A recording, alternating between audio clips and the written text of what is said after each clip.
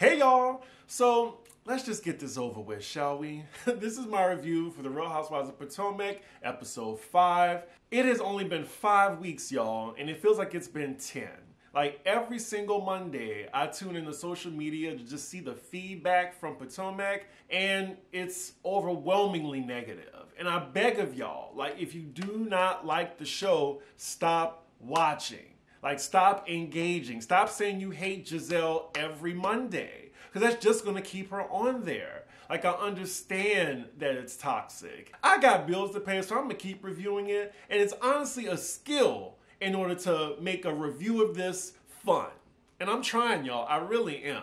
Like, you have cast members that hate each other, and then you have the fans that hate the cast members, and it's just so exhausting. Like, there's no objectivity. Like, if Ashley does something right, it's like, oh, but why you on her side? But what she did last season, or what?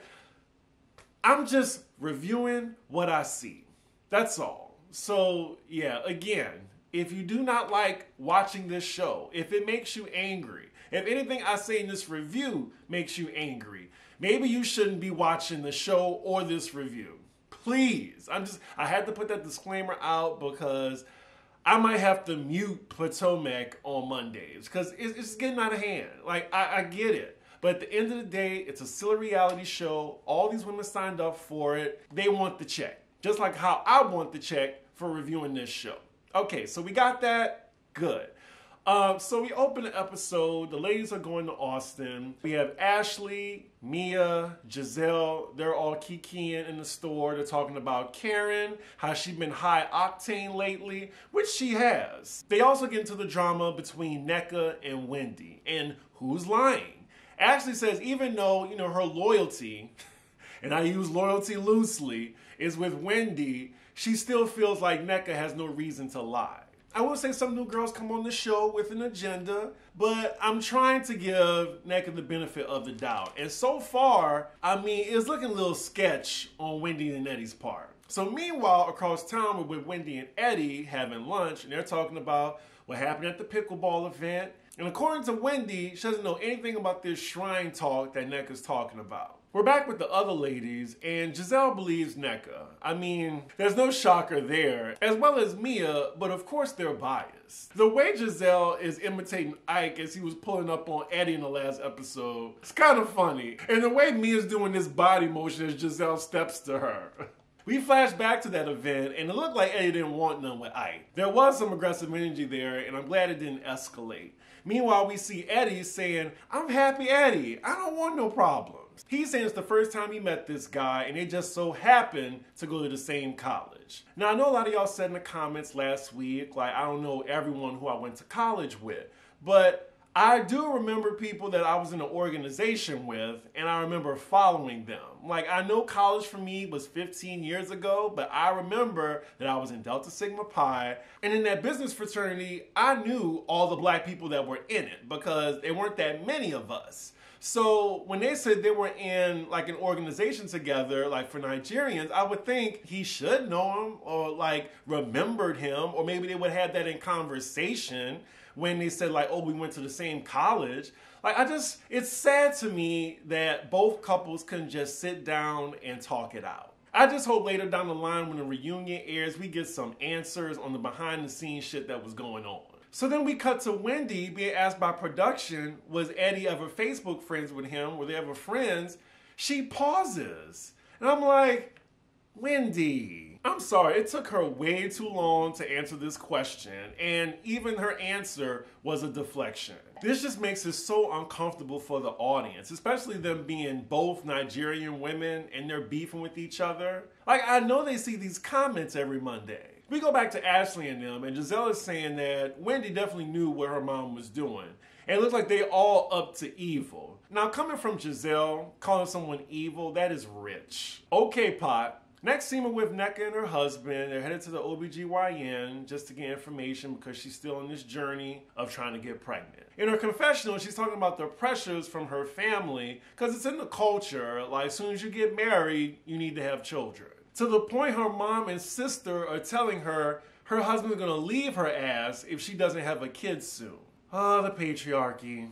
It's rooted deep. So Neck is now saying her view on her feud with Wendy, and she says she would have sat down and talked to her one-on-one, but because of the accusations with the shrine, she's just taking it really seriously. She had to tell her about it in front of everybody, I guess. Again, the shrine talk being had on this show and it being affiliated with witchcraft and voodoo is just wrong road.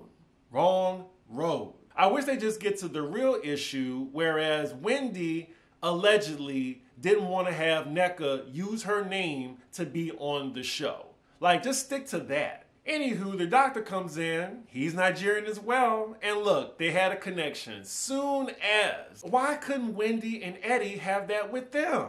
Ooh, NECA, side note, if you make it a second season, please change the lace front, please. So I'm not an OBGYN, but the doctor was giving mixed results. So he was saying like, there's low volume, but he's not worried about that. The doctor is telling her give it another 6 months to keep trying to get pregnant. Okay, I mean, this is straight people talk. Also, it doesn't help that the doctor looked like he smoked a joint before he walked in the room. NECA seems frustrated because she wants a baby now. She wants to get it out the way. Her husband, though, is clearly not aware of her frustration from him dancing in the doctor's office. So next scene, we're with Mia and G going to therapy. I feel the best fiends coming on. So the gist of the conversation, it looks like the couple was ready to head for divorce. She wants Gordon to retire so he can focus on their kids. But to Gordon, he wants to keep making money just so, you know, if he's not there one day, his kids and Mia are set. They're then talking about the corporation issues that they faced. And then this horrible story of them getting scammed by someone that was helping them in some capacity. And then they reported them, and then he, how can you say this on YouTube?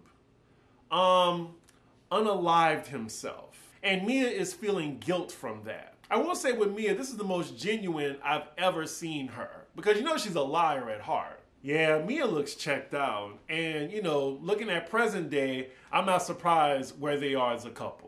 Next scene, we just get a montage of all the ladies getting ready for Austin. They're all at the airport now. Wendy looks very dressed for the airport. I mean, I love it. She looks great. I forgot to mention, I went to Austin earlier this year. I think it was my second time going. I went for South by Southwest.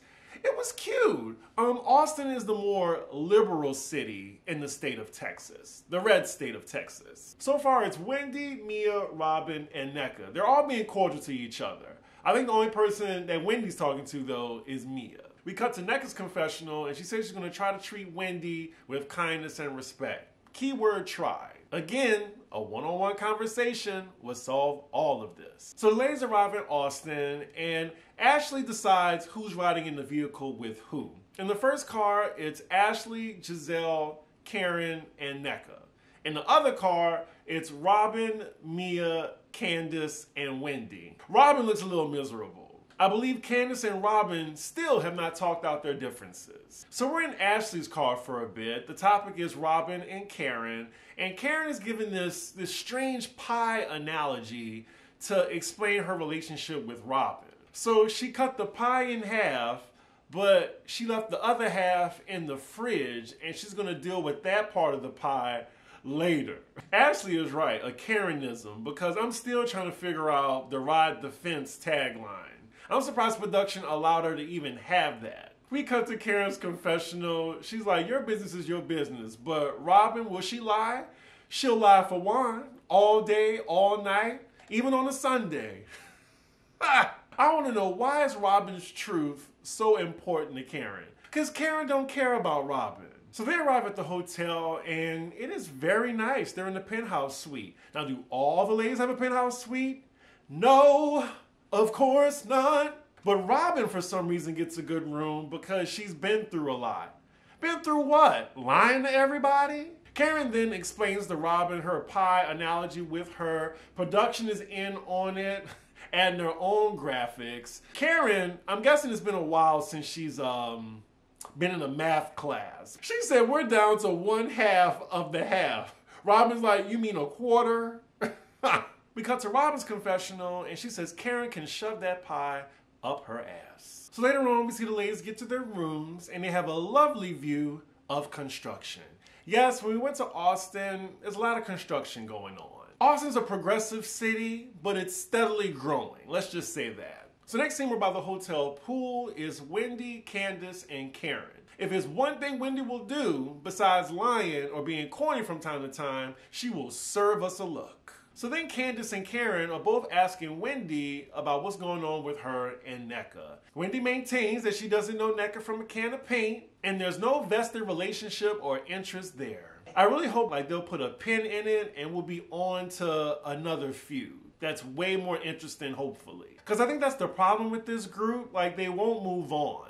There's at least 3 or 4 different beefs going on that, certain people aren't talking to each other. Actually, when I think about it, there's only 3 people on this cast out of 8 that can have a conversation with everybody. And that's Mia, Karen, and Ashley. Everyone else, they're either not speaking to somebody or refuse to film with them one-on-one. So Ashley and Giselle joins the ladies, and Karen takes this time to try to get Giselle and Candace to speak to each other. Karen tells Giselle that she notices when Candace is around, she's more quiet. Candace says that Giselle refuses to acknowledge her because she thinks that if she doesn't speak to her, then Candace will disappear. She then says, but my black ass is still here. And while that's fine, look, I may not like Candace, but I like her for the show.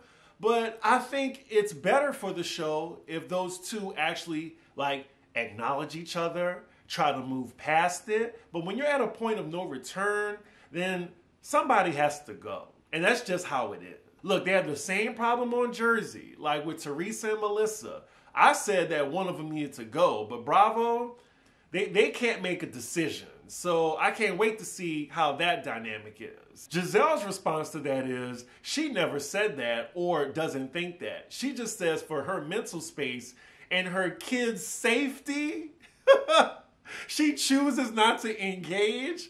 I'm wondering, Giselle, how is Candace a threat to your children? Now, her fans may be a threat because they're crazy. I mean, they listen to her music on purpose, so they're a little off. But Candace herself, she's not a threat to your kids. Stop it. So then Candace, she got a rebuttal for that. She said, well, I believe it was my husband and Bonus children who were affected by the lies that you told. And all Giselle says to that is, the end. And we're back to square one. I feel like there needs to be some apologies in place, but Giselle, she'll never apologize for what she said about Chris. And maybe that was her experience, but she needs to apologize for the sneaky link comment. And I think Candace can probably apologize for the dwindling uterus comment. And they can at least get to a cordial state where they can still interact for purposes of the show. They don't even have to hang with each other when the cameras are down. But this cold animosity between the two is just so heavy and thick, and it's not fun to watch. Listening to both of these ladies' confessionals, it is a done deal. They have nothing else to talk about. I feel we're at a stalemate. They will never say anything positive about each other. We're back to Karen now. She's telling the ladies that it bothers her. Giselle's like, well, it shouldn't. Me and you were getting along. Karen thinks that if her and Giselle are in a good place now, then there's no reason that Candace and her can come back from what they came from. I disagree. It's gone way too low for them to be cordial anymore.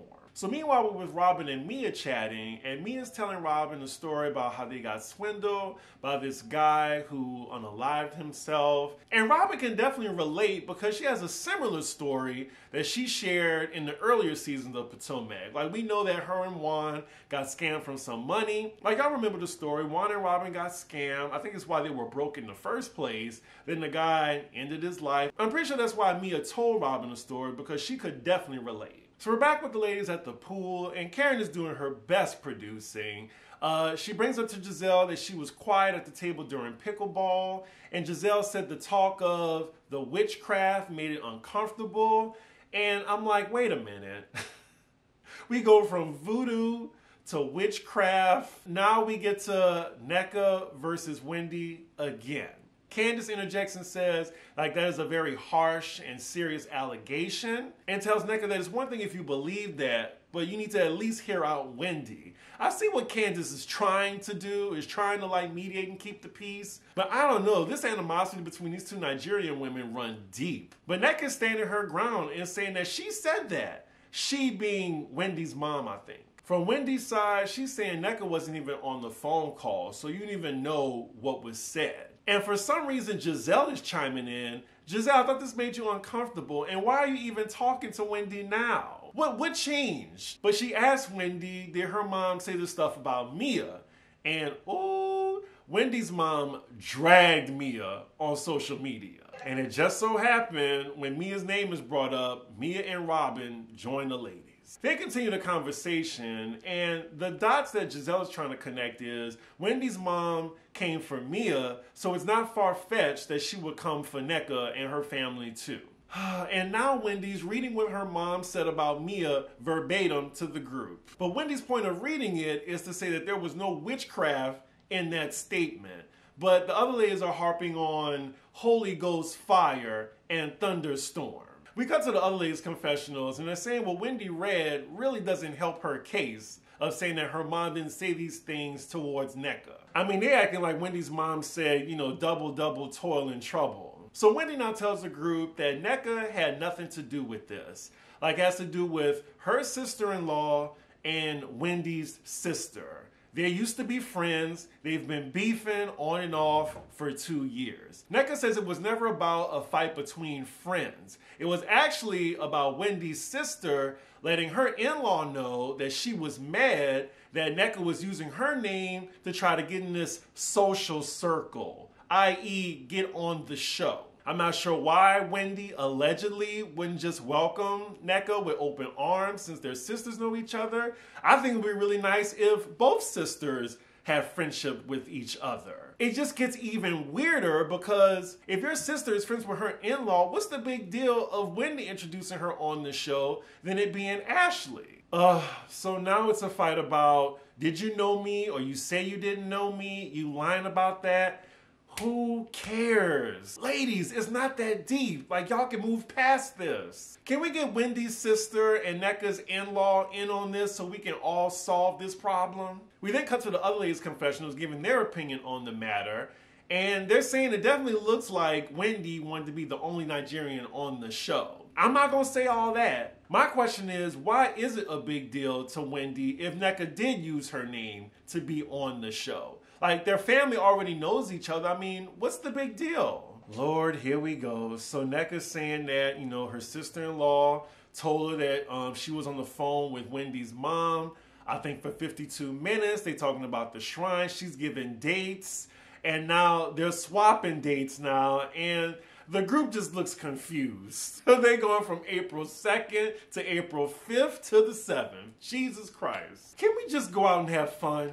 Please? Like, can we just go out and drink? What's the activity for the day? So then we see Candace ask Wendy, how old is this sister-in-law? And Wendy says, I don't know, you're gonna have to ask her. So Nneka's saying, oh, you don't know Lebe now? That's the sister-in-law, y'all. I'm trying to keep up with names. Wendy's like, that's my sister's friend. That's not my friend. So then Nneka drops a bomb. Oh, so if she's not your friend, why did you announce her at your daughter's sip and see? Oh, the ladies are gagged. And production, they roll the unseen footage. They show her sip and see from 3 years ago. Wendy is on the mic saying, when I think of culture, like, you know, really bigging up this woman. And then we see Lebe, the sister-in-law, in the shot. Oh my God. It does not look good for Wendy. Like, she just lied. They caught her like red-handed. I don't know. So this is what I was confused about. People are still mad at Nneka, even though Wendy was the one caught lying. Now, if someone can respectfully in the comments explain that to me of how Nneka is still in the wrong, please do.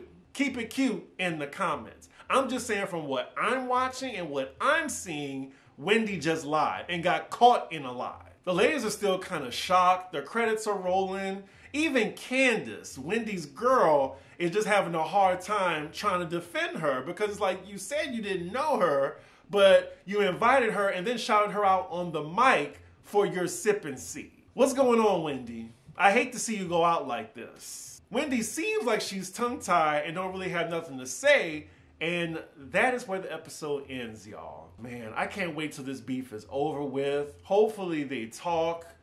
I don't know. This is going to be a long season.